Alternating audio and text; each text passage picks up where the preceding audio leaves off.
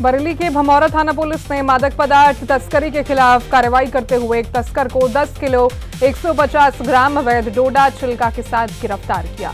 आरोपी के कब्जे से एक मोटरसाइकिल और मोबाइल फोन भी बरामद हुआ। पुलिस ने एनडीपीएस एक्ट के तहत मुकदमा दर्ज कर आरोपी को न्यायालय भेज दिया है।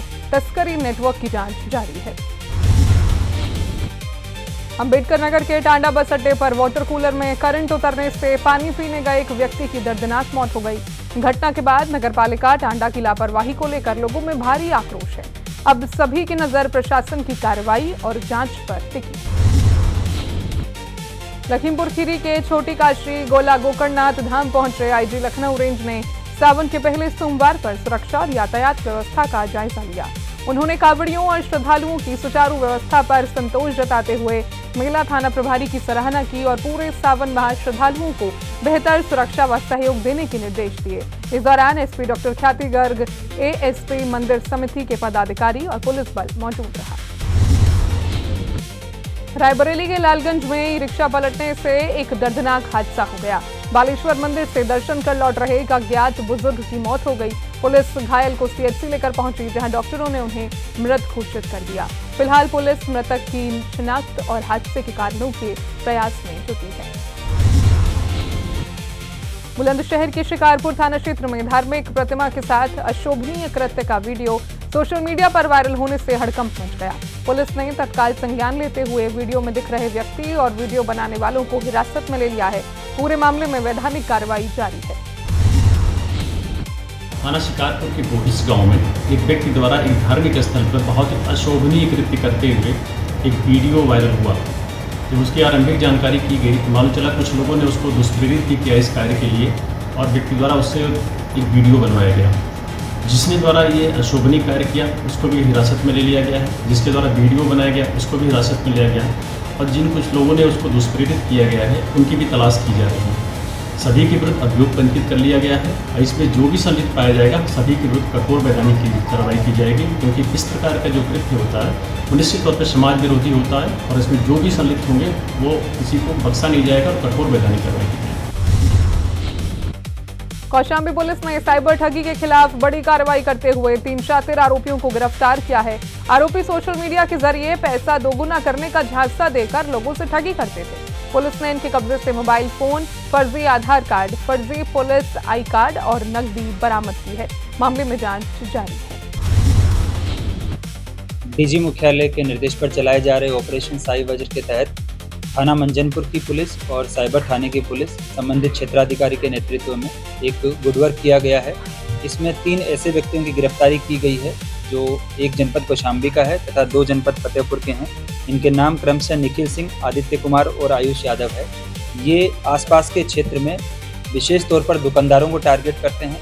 उन दुकानदारों के पास जाकर और ये उनको प्रलोभन देते हैं या उनको बेवकूफ़ बनाते हैं कि हमारे रिश्तेदार जो हैं वो आपके पास पैसा भेजेंगे और वो पैसा आप हमको कैश करके दे दीजिए या उसके बदले में कोई ये सामान वहाँ से खरीदते हैं। जो पैसा दुकानदार के खाते में आता है वो साइबर फ्रॉड से संबंधित पैसा होता है। इस प्रकार 3 शिकायतें अभी तक पुलिस को प्राप्त हुई है, जिसके संबंध में 2 मुकदमे थाना मंजनपुर तथा 1 मुकदमा थाना पश्चिम शरीरा पर पंजीकृत किया गया है तथा इन तीनों मुकदमों में इन तीनों अभियुक्तों की संलिप्तता पाई गई है। थाना साइबर और थाना मंजनपुर की संयुक्त कार्रवाई में ये तीनों अभियुक्तों गिरफ्तार किए गए तथा इनके कब्जे से साइबर फ्रॉड से संबंधित mobile phones, bank passbook, ATM cards और लगभग 1500 रुपये कैश की रिकवरी की गई है तथा इसमें से एक प्रकरण में इन्होंने एक दुकानदार से आईफोन खरीदा था, जिसके एवज में 50,000 रुपये की डिजिटल पेमेंट साइबर फ्रॉड के माध्यम से करवाई थी। उस आईफोन को पुलिस पीसीआर पर लेकर और बरामद करने का प्रयास करेगी। मैं आपके माध्यम से जनता से ये अपील करना चाहूँगा कि अगर आपके पास कोई भी ऐसा व्यक्ति आकर आपको प्रलोभन देता है या आपको अपनी बातों में लेकर आपको उलझाने का प्रयास करता है कि आप हमको कोई वस्तु दे दीजिए या उसके एवज में पैसा दे दीजिए और पैसा हम आपको डिजिटल मोड से किसी और के माध्यम से मंगवा देंगे, तो ऐसे व्यक्तियों की पहचान पर भरोसा ना करें अनटिल अनलेस वो आपके जानने वाले हो, विश्वास वाले लोग हों। अन्यथा इस प्रकार के कृत्य करने से आप भी जो है वो साइबर अपराध का हिस्सा हो सकते हैं।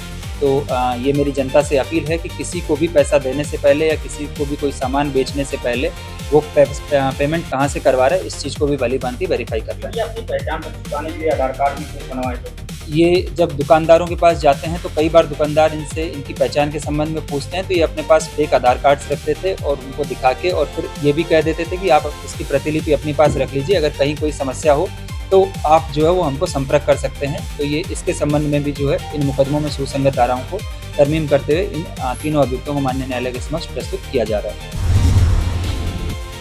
रायबरेली के ऊंचाहार में घरेलू विवाद के बाद पति ने पत्नी की पिटाई कर दी। पत्नी के घायल होने से घबराए पति ने जहरीला पदार्थ खा लिया, जिससे दोनों की हालत गंभीर हो गई। परिजनों ने दोनों को अस्पताल में भर्ती कराया है, जहां उनका इलाज जारी है। मामला माधवपुर सुल्तान गांव का है। रायबरेली में एक युवती ने अपने मंगेतर पर गंभीर आरोप लगाए हैं। पीड़िता का आरोप है कि सगाई के बाद युवक ने उससे संबंध बनाए और गर्भवती होने पर गर्भपात कराया। इसके बाद शादी से इनकार करने का आरोप लगाया गया है। पीड़िता ने पुलिस पर समझौते का दबाव बनाने का भी आरोप लगाया है। मामला गुरबख्शगंज थाना क्षेत्र का है। वो समस्या ये है कि मेरी शादी रजत यादव नाम के लड़के से फिक्स हुई है, दोनों परिवारों की सहमति से, जिसमें से 3 दिसंबर को हमारी सगाई संपन्न हुई है। और समस्या ये आ रही है कि उस लड़के ने तरह तरह की जगहों पर ले जा करके मेरे साथ शारीरिक संबंध बनाए और फिर उसके बाद जब उसने मुझे पीरियड्स नहीं हुए हैं तो मिथिला डायग्नोस्टिक ले जा करके उसने मेरा चेकअप करवाया। जब उसमें गर्भपात की पुष्टि हुई है तो उसने अपने साथ चाल से ले जा करके मेरे साथ मुझे दवा खिलाई, ज़बरदस्ती दवा खिलाई और उसके बाद अब लगातार शादी के लिए मना कर रहा है। और इसकी कार्यवाही के लिए मैं कंटिन्यू पुलिस के चक्कर लगा रही हूँ। कभी मुझे थाना भेजा जा रहा है, कभी एसपी ऑफिस भेजा जा रहा है, कभी मलेरिया थाना भेजा जा रहा है, कोई कार्यवाही नहीं हो रही है। जब मैं यहाँ एसपी सर के आई थी, इन्होंने मेरा एप्लीकेशन मलेरिया थाने में भेजा गया। मलेरिया थाने में मुझसे बहुत ज़्यादा बदतमीजी की गई है, मुझे ज़बरदस्ती शादी के लिए फोर्स कर रहे हैं। कौन कर रहा है? वहाँ के SHO और वहाँ का एक इंस्पेक्टर है धर्मेंद्र। रामपुर पुलिस ने नशे के कारोबार पर बड़ी कार्रवाई करते हुए 5 तस्करों को गिरफ्तार किया है। कोतवाली पुलिस और SOT की संयुक्त टीम ने आरोपियों के पास से करीब 1.5 करोड़ रुपए कीमत की स्मैक कट पाउडर, नकदी और वाहन बरामद किए हैं। पुलिस ने NDPS एक्ट के तहत मुकदमा दर्ज कर पूरे नेटवर्क की जांच शुरू कर दी है। जो अपराधियों के विरुद्ध हम लोग एक सघन अभियान चला रहे हैं, उसी क्रम में additional SP Rampur, COCD Rampur के नेतृत्व में हमारे जनपद की जो SOG टीम होती है, कोतवाली नगर के कोतवाली निरीक्षक उनकी टीम द्वारा कई दिनों से गोपनीय जानकारी करके संयुक्त अभियान में ये करीब 2.5 kg स्मैक कट पाउडर, जिसकी अंतर्राष्ट्रीय कीमत लगभग 1.5 करोड़ रुपये है, और 5 अपराधियों को गिरफ्तार किया है, जिससे 8,000 मोबाइल, 71,000 रुपये, 2,000 मोटरसाइकिल, एक स्कूटी बरामद हुई है। तो इनको मुकदमा लिख के समुचित धाराओं में भेजा जा रहा है। बहुत बड़ा नेक्सेस है, बहुत बड़ा नेटवर्क है, सामाजिक अपराध है।